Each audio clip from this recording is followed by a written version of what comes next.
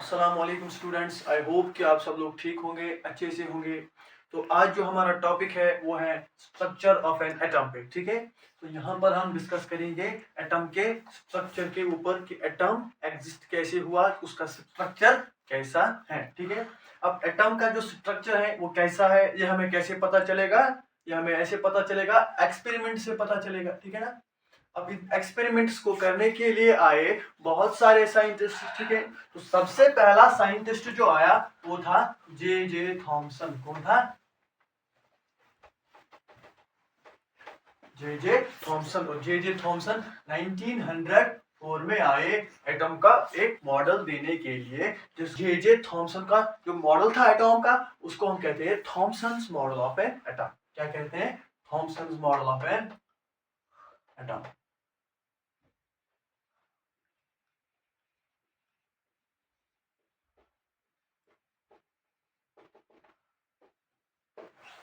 तो देखो, थॉमसन ने क्या कहा? थॉमसन ने कहा कि एटम एक यूनिफॉर्म स्फीयर है। क्या है? यूनिफॉर्म स्फीयर है। N atom is a uniform sphere. N atom is a uniform sphere. ठीक है ना। N atom is a uniform sphere of positive charge. N atom is a uniform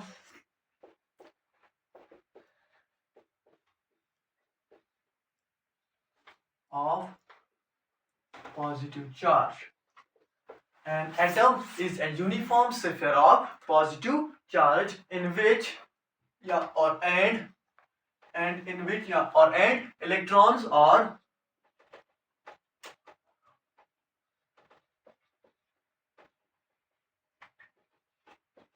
embedded. Electrons are embedded. इसका मतलब ये हुआ कि जो एटम का जो स्ट्रक्चर इन्होंने बताया, वो बताया कि एटम एक यूनिफॉर्म स्फीयर है पॉजिटिव चार्ज का, और इलेक्ट्रॉन इसके अंदर फंसे हुए हैं। ऐसे सपोज कि ये आपका जो इलेक्ट्रिक आपका स्ट्रक्चर ऑफ एटम है, और इलेक्ट्रॉन्स इसके अंदर कहीं ना कहीं यहाँ पर मौजूद हैं जो कि फंसे हुए हैं।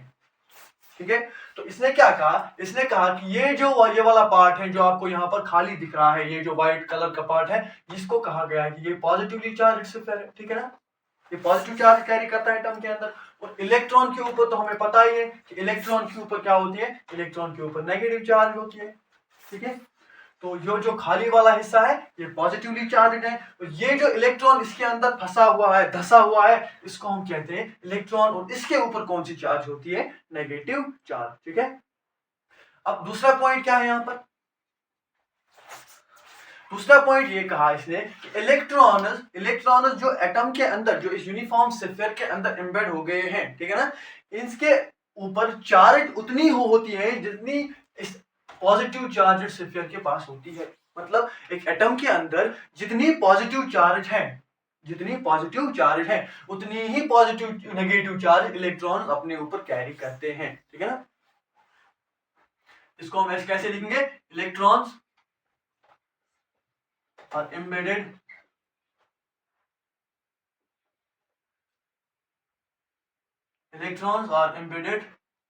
in which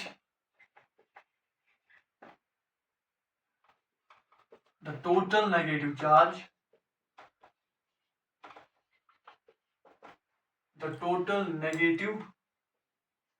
charge is equal to the positive charge. So the atom as a whole is electrically neutral. देखो बेटा, इसका मतलब क्या है? इसका मतलब यह है कि एक एटम के अंदर जितनी पॉजिटिव चार्ज होती है उतनी ही नेगेटिव चार्ज इलेक्ट्रॉन्स अपने ऊपर कैरी करते हैं। तो इसका मतलब यह हुआ कि अगर एक इलेक्ट्रॉन के पास नेगेटिव चार्ज है और एक पॉजिटिव चार्ज भी एटम के अंदर मौजूद है, ठीक है ना। अब पॉजिटिव चार्ज किसके ऊपर होती है? प्रोटॉन के ऊपर होती है, ये तो हमें पता ही है। ठीक है, तो यहां पर आप देख सकते हो कि जो negative charge, total negative charge, वो टोटल पॉजिटिव चार्ज के बराबर है। ठीक है, तो जब नेट पॉजिटिव चार्ज और नेगेटिव चार्ज आपस में कैंसिल आउट होंगे तो एटम जो खुद होगा वो इलेक्ट्रिकली क्या रहेगा, वो न्यूट्रल रहेगा। क्यों? क्योंकि पॉजिटिव चार्ज और नेगेटिव चार्ज जब बराबर है तो एटम के ऊपर कोई भी चार्ज नहीं रहेगी। ठीक है, ये जो जे थॉमसन का जो मॉडल है इसको हम कभी कभार वाटरमेलन मॉडल भी कहते हैं। क्या कहते हैं? Watermelon model. वाटरमेलन मॉडल इसको क्यों कहते हैं? क्योंकि इसने कंपेयर किया था इसको वाटरमेलन के साथ। जैसे आपने देखा होगा कि वाटरमेलन भी एक सेफियर जैसा होता है और उसका जो ईडेबल पार्ट होता है रेड कलर का पार्ट, ठीक है ना। इसने बोला कि जो उसका रेड कलर का पार्ट है वो मान लो कि आप वो पॉजिटिव चार्ज है। क्या है?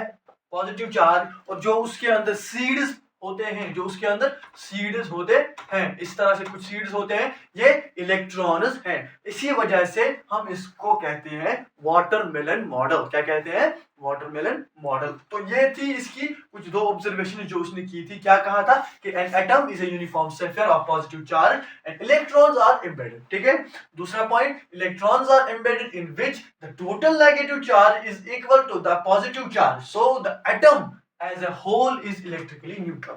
अगर एटम के अंदर पॉजिटिव चार्ज और नेगेटिव चार्ज इक्वल है तो एटम खुद क्या रहेगा? ये इलेक्ट्रिकली न्यूट्रल रहेगा। ठीक है, अब इसकी कुछ लिमिटेशन है। इसकी एक लिमिटेशन रही थी। क्या रही थी लिमिटेशन? जैसे मैं आपको समझाऊंगा। देखो, अगर ये कह रहा है कि पॉजिटिवली चार्ज सेफियर के अंदर इलेक्ट्रॉन एम्बेड हो गए, ठीक है, आपने देखा होगा लोअर क्लास में भी हम पढ़ते हैं कि पॉजिटिव चार्ज आपस में रिपल्शन करती है, नेगेटिव चार्ज आपस में रिपल्शन करती है। क्यों? क्योंकि लाइक चार्जेस आपस में रिपल करेंगी और अनलाइक चार्जेस आपस में अट्रैक्शन करती है। ठीक है ना, ये बात याद रखना मेरी बात। देखो, जब इलेक्ट्रॉन के ऊपर नेगेटिव चार्ज है और पॉजिटिव चार्ज सेफियर भी वहां पर है तो ये एक दूसरे को अट्रैक्ट करेंगे, ठीक है। ठीक है, तो अगर पॉजिटिव चार्ज और नेगेटिव चार्ज को आपस में करीब लाएंगे, अगर पॉजिटिव चार्ज और नेगेटिव चार्ज को आपस में करीब लाएंगे तो वहां पर क्या होगा? आपने देखा होगा कि वायर्स में शॉर्ट सर्किट कैसे होता है घरों में? कैसे होता है कि जब हम पॉजिटिव चार्ज और नेगेटिव, पॉजिटिवली चार्ज वायर को और नेगेटिवली चार्ज वायर को आपस में करीब लाते हैं तो वहां पर शॉर्ट सर्किट होता है। इसी तरह यहाँ पर जब पॉजिटिव चार्ज और नेगेटिव चार्ज एटम के अंदर इतने क्लोज रहेंगे तो वो एटम एग्जिस्ट ही नहीं करेगा, नहीं करेगा ना। जब वो एटम एग्जिस्ट नहीं करेगा तो ये मॉडल भी क्या एग्जिस्ट नहीं करेगा। तो यहां पर इसकी लिमिटेशन रहेगी क्या? He can not explain the stability of N atom. Atom की स्टेबिलिटी वो एक्सप्लेन नहीं कर पाया। ठीक है,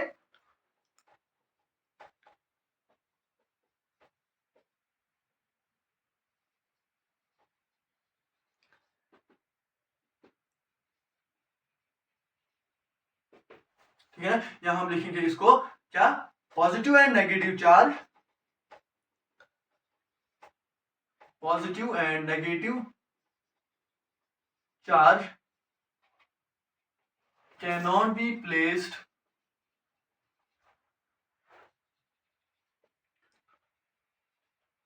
that much close। पॉजिटिव और नेगेटिव चार्ज को हम इतना क्लोज नहीं रख सकते हैं क्योंकि वहां पर क्या होगा? वहां पर जब एक दूसरे के साथ आ जाएंगे तो ये एटम जो है ये एग्जिस्ट नहीं करेगा। ठीक है ना, जब एटम एग्जिस्ट नहीं करेगा तो ये मॉडल एग्जिस्ट नहीं करेगा। इसी वजह से इस मॉडल को नहीं माना गया था और इसकी लिमिटेशन जो रही थी वो रही थी positive and negative charge can not be placed that much close. ठीक है ना। अब इसकी इस लिमिटेशन को एक्सप्लेन करने के लिए हमें एक और साइंटिस्ट आया जिसने एटॉम पे एक मॉडल दिया था जिसका नाम था अर्नेस्ट रदरफोर्ड। ठीक है, 1911 में एक और साइंटिस्ट आए जिसका नाम था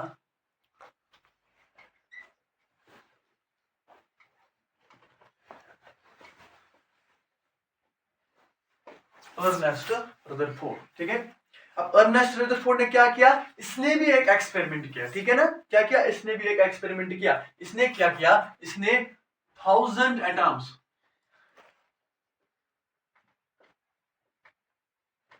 1000 एटम्स थे गोल्ड फॉइल ली। क्या ले ली? 1000 एटम्स थे गोल्ड फॉइल। ठीक है, इसने एक गोल्ड फॉइल ले ली जिसमें इसने 1000 एटम्स की, मतलब जो 1000 एटम्स की बनी हुई है। ठीक है, अब आपको अगर पता होगा कि 1 सेंटीमीटर में अगर हम कहेंगे तो 1 सेंटीमीटर में कितने एटम्स आ जाते हैं? 1 सेंटीमीटर में 10 करोड़ 10 करोड़ तक एटम्स 1 सेंटीमीटर में आ जाते हैं। ठीक है, अगर 10 करोड़ तक एटम्स 1 सेंटीमीटर में आते हैं तो 1000 एटम्स हम नेकेड आई से कैसे देख सकते हैं। ठीक है, 1 सेंटीमीटर में अगर 10 करोड़ एटम्स आ गए तो जो 1000 एटम्स हैं ये हम नेकेड आई से नहीं देख सकते। तो इसका मतलब है रदरफोर्ड ने जो ये एक्सपेरिमेंट किया, ठीक है ना, ये किसके अंदर किया, ये माइक्रोस्कोप के अंदर किया। उसने 1000 एटम्स की थिक गोल्ड फॉइल ले ली, उसको माइक्रोस्कोप के नीचे रखा। ठीक है ना, तो हम यहाँ पर जल्दी से वो बना लेते हैं, एक फॉइल बना लेते हैं जो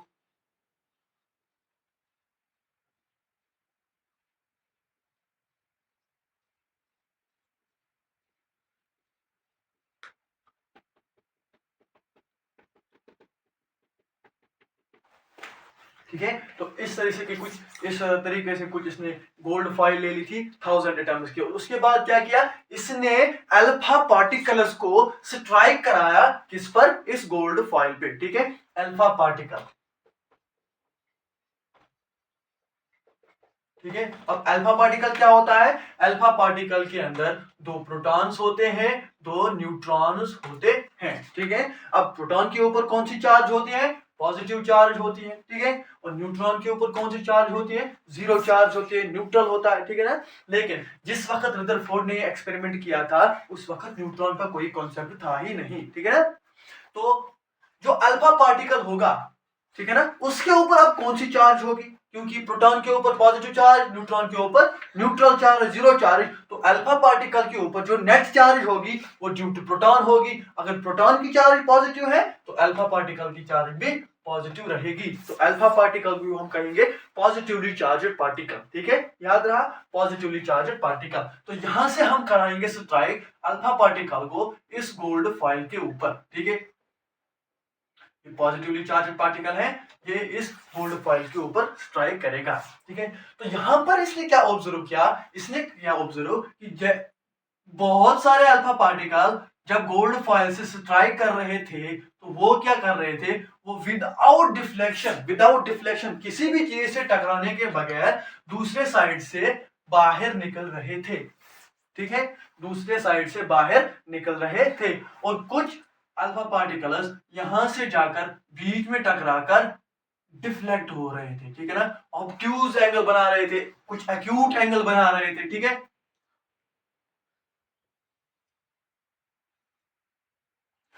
ठीक है ना, कुछ अल्फा पार्टिकल्स जब एटम से टकरा रहे थे, एटम उस गोल्ड फॉइल के पास आ रहे थे तो वो डिफ्लेक्ट हो रहे थे। है, उसके बाद इसने एक और चीज ऑब्जर्व की कि कुछ अल्फा पार्टिकल जो थे वो सेम पाथ पे डिफ्लेक्ट हो रहे थे। मतलब जैसे ही वो एटम इस गोल्ड फॉइल के एटम के बीच में आ रहे थे वो उसी पाथ से 180 डिग्री एंगल पर डिफ्लेक्ट हो रहे थे। ठीक है, तो क्या हो रहे थे, 180 डिग्री एंगल पर डिफ्लेक्ट हो रहे थे। कुछ क्या हो रहे थे, बीच में से निकल रहे थे विदाउट डिफ्लेक्टिंग, विदाउट स्ट्राइकिंग। ठीक है, कुछ कुछ एंगल्स पे डिफ्लेक्ट हो रहे थे, कुछ ऑब्ट्यूज एंगल पे हो रहे थे, कुछ एक्यूट एंगल्स पे हो रहे थे। ठीक है, तो यहां पर जो इसकी ऑब्जर्वेशन थी, यहां पर जो इसकी ऑब्जर्वेशन थी उसको हम कैसे लिखेंगे,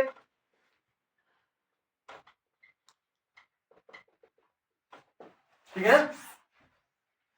तो इसने क्या कहा, इसने कहा कि एटम के अंदर कुछ एम्प्टी स्पेस होती है। ठीक है ना, एटम के अंदर कुछ एम्प्टी स्पेस होती है। ये इसे कैसे पता चला कि अल्फा पार्टिकल जब इस गोल्ड फॉइल के साथ आया, टकराया यहां पर, ये जो अल्फा पार्टिकल है ये स्ट्राइक करने के बगैर दूसरे साइड से निकल गया, ये एटम के अंदर किसी भी चीज से नहीं टकराया। इसका मतलब है कि एटम के अंदर कुछ एम्प्टी स्पेस मौजूद रहती है। ठीक है ना,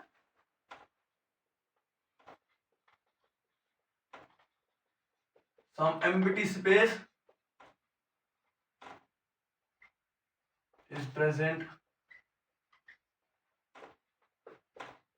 in an atom। ठीक है ना, एटम के अंदर कुछ एम्प्टी स्पेस मौजूद होती है। ठीक है, और दूसरी बात यह है कि जब अल्फा पार्टिकल एटम के सेंटर में आकर रिफ्लेक्ट हो रहे थे, ठीक है ना, कुछ ऑब्ट्यूज एंगल बना रहे थे, कुछ एक्यूट एंगल बना रहे थे, कुछ 180 डिग्री एंगल पर वापस डिफ्लेक्ट हो रहे थे। ठीक है, अब अल्फा पार्टिकल के ऊपर क्या चार्ज है? Positive charge. ठीक है, आपने देखा होगा, अभी भी मैंने आपको बताया कि पॉजिटिव पॉजिटिव या नेगेटिव नेगेटिव लाइक चार्ज जो होती है आपस में रिपल्शन करती है। अब इस अल्फा पार्टिकल को जब रिपल्शन यहां से मिली, जब ये डिफ्लेक्ट हो रही थी, ठीक है ना, टकराने के बाद, इसका मतलब कि एटम के अंदर कोई पॉजिटिव चार्ज मौजूद है जिसने इस अल्फा पार्टिकल को डिफ्लेक्ट किया। ठीक है, तो इसने क्या ऑब्जर्व किया? इसने बोला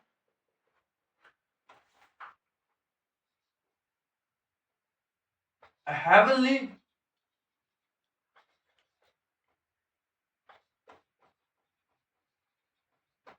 positive charge body is present inside the atom, और उसका नाम दिया गया न्यूक्लियस। क्या बोला गया? उसका नाम न्यूक्लियस। ठीक है, क्या बोला इसने? Heavenly positive charge body is present inside the atom.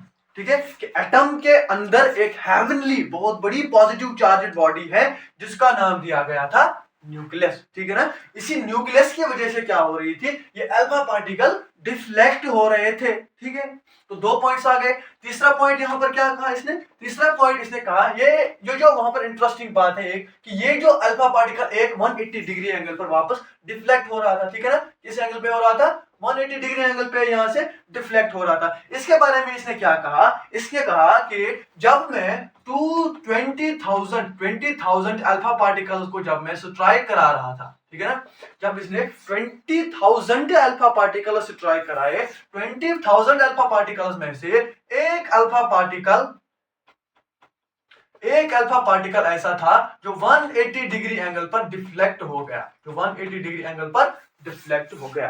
तो यहां पर इसकी 3 ऑब्जर्वेशन थी। क्या थी? कि some empty space is present in an atom, atom के अंदर कुछ खाली जगह मौजूद होती है। दूसरी क्या थी? a heavenly positive charge body is present inside the atom, atom के अंदर एक heavenly positive charge, बहुत बड़ी positive charged body मौजूद होती है जिसका नाम दिया गया न्यूक्लियस। ठीक है, और एक बात क्या, जब इसने 2000 एटम्स को गोल्ड फॉइल के साथ, 2000 अल्फा पार्टिकल्स को गोल्ड फॉइल के साथ स्ट्राइक कराया, ठीक है ना, इसने क्या ऑब्जर्व किया कि 2000 अल्फा पार्टिकल में से एक अल्फा पार्टिकल वापस डिफ्लेक्ट हो रहा था 180 डिग्री एंगल पे।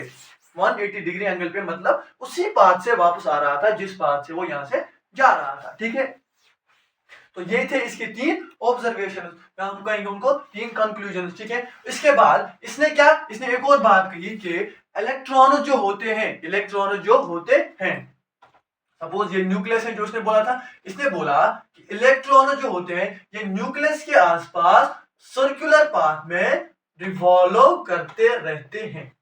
ठीक है, क्या कहा?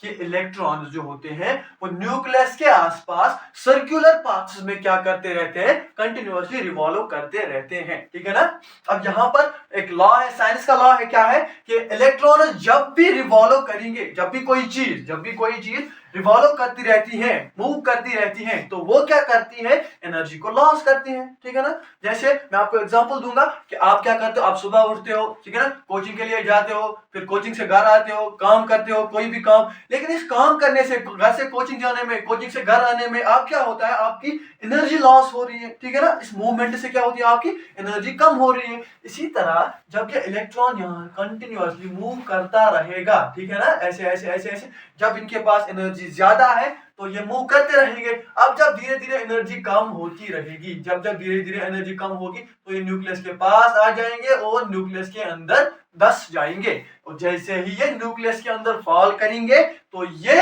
एटम जो है एग्जिस्ट करेगा ही नहीं। ठीक है ना, जब ये एटम एग्जिस्ट नहीं करेगा तो ये मॉडल एग्जिस्ट नहीं करेगा। ठीक है ना, तो यहां पर इसकी भी, रदरफोर्ड की भी एक लिमिटेशन रही। क्या लिमिटेशन रही? हम यहां पर कहेंगे इसकी लिमिटेशन क्या है? Limitation of Rutherford's model of atom, very important limitation. यहां पर आप इसको अच्छे से समझिए, मैं आपको फिर से बता रहा हूं कि क्या, जब इसने कहा कि इलेक्ट्रॉन्स न्यूक्लियस के अराउंड सर्कुलर पाथ में रिवॉल्व करते हैं, जैसे ये रिवॉल्व करते जाएंगे तो ये एनर्जी को लूज करेंगे, एनर्जी लॉस करेंगे। अब जब इनके पास ज्यादा एनर्जी है तो ये रिवॉल्व करते रहेंगे, लेकिन रिवॉल्व करते करते जब इनकी एनर्जी कम होती रहेगी, एक टाइम आएगा ये न्यूक्लियस के अंदर चले जाएंगे जब इनकी एनर्जी कम होगी, ठीक है ना। और जैसे ही न्यूक्लियस के अंदर चले गए तो ये एटम एग्जिस्ट नहीं करेगा, ठीक है ना। तो इसकी लिमिटेशन यहां पर रही, ही कैन नॉट एक्सप्लेन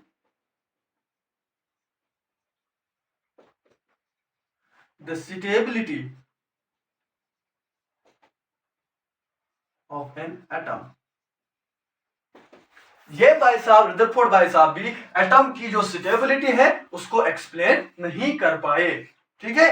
अब स्टेबिलिटी ऑफ एटम को एक्सप्लेन करने के लिए रदरफोर्ड की इस लिमिटेशन के ऊपर अपनी एक्सप्लेन करने के लिए एक और साइंटिस्ट आए जिनका नाम था नील बोर। क्या नाम था? Niels Bohr. अब हम उसका मॉडल पढ़ेंगे, बोहर्स मॉडल ऑफ एटम, ठीक है ना। Bohr's model of atom very important model, आप उसको अच्छे से देख लिए। पहले आप इसको देख लीजिए, आपको ये सारा समझ आ गया होगा तो आप इसका स्क्रीनशॉट जल्दी से ले लीजिए। मॉडल है वो है Bohr's model of an atom. Bohr's model of an atom. अब नील बोहर साहब आ गए, इन्होंने बोला कि मैं एटम का एक मॉडल देता हूं। क्या बोला कि अभी तक हमें क्या पता चला? अभी तक हमें ये पता चला कि एटम के अंदर एक न्यूक्लियस होता है कि जो पॉजिटिवली चार्ज हेवनली बॉडी होती है, ठीक है ना। ये तो हमें पता है, इसका नाम क्या है? न्यूक्लियस है, ठीक है ना। अब इसने क्या कहा था रदरफोर्ड ने कि इलेक्ट्रॉन्स न्यूक्लियस के आसपास सर्कुलर पाथ में रिवॉल्व करते रहते हैं, ठीक है ना।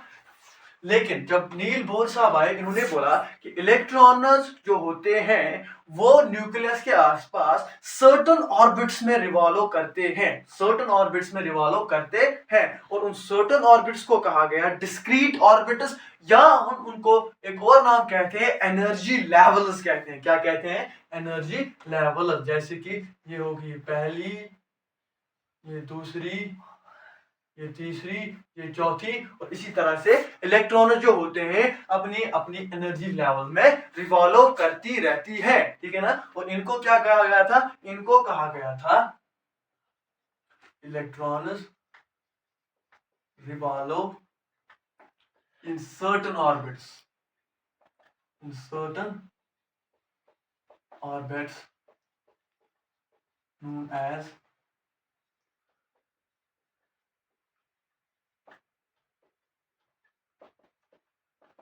डिस्क्रीट ऑर्बिट्स, ठीक है ना। इन डिस्क्रीट ऑर्बिट्स को हम एक और नाम कहते हैं एनर्जी लेवल्स। क्या कहते हैं? एनर्जी लेवल, ठीक है ना। अब देखो, जैसे ही इलेक्ट्रॉन्स इन डिस्क्रीट ऑर्बिट्स में, इन एनर्जी लेवल्स में रोटेट करते हैं, रिवॉल्व करते हैं न्यूक्लियस के आसपास, ये क्या करते हैं? ये अपनी एनर्जी को रेडिएट नहीं करते हैं, ये अपनी एनर्जी को रेडिएट नहीं करते हैं, ठीक है ना। In these orbits, electrons do not radiate and lose its energy। Electron जो होते हैं ये एनर्जी को रेडिएट नहीं करते हैं या एनर्जी को लूज नहीं करते हैं। तो ये क्या करते हैं? ये यहाँ पर घूमते रहते हैं इस अपनी अपनी एनर्जी में, ठीक है ना। अब इन एनर्जी लेवल्स को नाम दिया गया, ठीक है ना। जैसे कि सबसे पहली जो एनर्जी लेवल है उसको बोला गया के शेल, ठीक है ना। और दूसरी इसी तरह उसको बोला गया के एल शेल। उसके बाद जो एनर्जी लेवल है उसको बोला गया एम शेल। उसके बाद जो आखिरी वाली उसको बोला गया एन शेल, ठीक है। वही के एल एम एन ये क्या डिनोट करते हैं? के एल एम और एन क्या डिनोट करते हैं? एनर्जी लेवल्स को डिनोट करते हैं। किसको डिनोट करते हैं? एनर्जी लेवल्स को डिनोट करते हैं, के एल एम एन। और एन, के लिए जो एन का वैल्यू होता है वो होता है 1, और एल के लिए एन का वैल्यू होता है 2, और एम के लिए एन का वैल्यू होता है 3, और एन के लिए स्मॉल एन का वैल्यू होता है 4, ठीक है ना। यहाँ पर एन क्या डिनोट करता है? स्मॉल एन, 1 2 3 4 सो ऑन, ठीक है। अब जब इलेक्ट्रॉन्स कंटिन्यूअसली रिवॉल्व करेंगे इन्हीं ऑर्बिट्स में, किन ऑर्बिट्स में? डिस्क्रीट ऑर्बिट्स में, स्टेशनरी ऑर्बिट्स में, या इन्हीं एनर्जी लेवल्स में, ठीक है ना। इलेक्ट्रॉन अपने अपने एनर्जी लेवल्स में रिवॉल्व करते रहेंगे और इस ऑर्बिटल में या इस स्टेशनरी ऑर्बिट में, इस एनर्जी लेवल में ये क्या करते हैं, अपनी एनर्जी को रेडिएट नहीं करते हैं। जब ये एनर्जी को रेडिएट नहीं करेंगे तो ये न्यूक्लियस में फाल नहीं होंगे, ठीक है ना।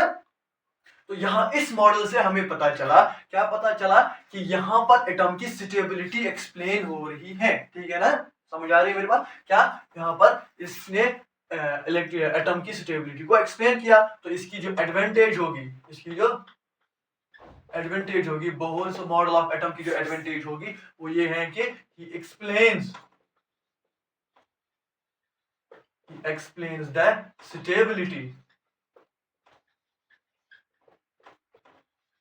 of an atom, ठीक है ना। इसने एटम की स्टेबिलिटी को एक्सप्लेन किया क्योंकि इलेक्ट्रॉन जो स्टेशनरी ऑर्बिट से एनर्जी लेवल्स में कंटिन्यूअसली रोटेट करते रहते हैं, ये एनर्जी को रेडिएट नहीं करते हैं, ठीक है। अब एनर्जी रेडिएट नहीं करेंगे तो कंटिन्यूअसली मूव करते रहेंगे, ठीक है ना। अब आपको हायर कॉन्सेप्ट के लिए आपको 10+2 में पढ़ना है, आगे आगे जो आपको पढ़ना है वो है कि ये रोटेट करते करते क्या करते हैं, एक एनर्जी लेवल से दूसरे एनर्जी लेवल में जंप भी करते हैं, ठीक है ना। वहां पर आप एनर्जी लूज करेंगे या गेन करेंगे वो आपको आगे आगे 10+2 जो हायर एजुकेशन है उसमें पढ़ना है। वहां पर एक पूरा टॉपिक है, वहां पर पूरी एक्सप्लेनेशन है उसकी कि एनर्जी लेवल, ये जो एनर्जी लेवल्स में जब इलेक्ट्रॉन एक एनर्जी लेवल से दूसरे एनर्जी लेवल में जंप करता है, क्या वो एनर्जी लूज करता है या गेन करता है, ठीक है ना।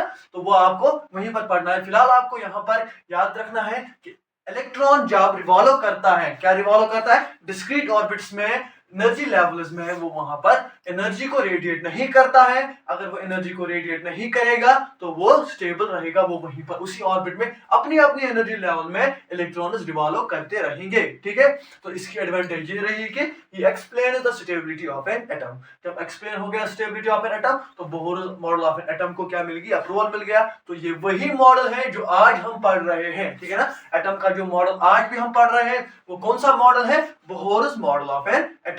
तो ये थे हमारे 3 models, J Thomson model of an atom, Rutherford model of atom, Bohr's model of an atom. तो आई होप कि आपको ये वीडियो अच्छा लगा होगा, आपने इस वीडियो से कुछ ना कुछ सीखा होगा। Bohr's model of atom, Rutherford model of atom और J Thomson model of atom, इसके बीच में आपने जो भी इसमें देखा उसके रिगार्डिंग कुछ भी क्वेश्चंस हो, कोई भी कंफ्यूजन हो, आप मुझे कमेंट्स में बता सकते हो। इंशाल्लाह नेक्स्ट वीडियो में सबसे पहले आपके उन क्वेश्चंस का आंसर देंगे, उसके बाद नेक्स्ट वीडियो में नेक्स्ट लेक्चर के साथ नेक्स्ट टॉपिक पे बात करेंगे, ठीक है। अगर आपको ये वीडियो अच्छा लगा तो आप इस वीडियो को लाइक शेयर करें और अपने बाकी दोस्तों के साथ भी इसको शेयर करें ताकि वो भी इस वीडियो से कुछ जानकारी हासिल करें। और अगर आप इस चैनल पे नए हो तो इस चैनल को सब्सक्राइब करें ताकि रोज आप ऐसे इंटरेस्टिंग वीडियोस देखकर अपनी नॉलेज को बढ़ा सको, ठीक है।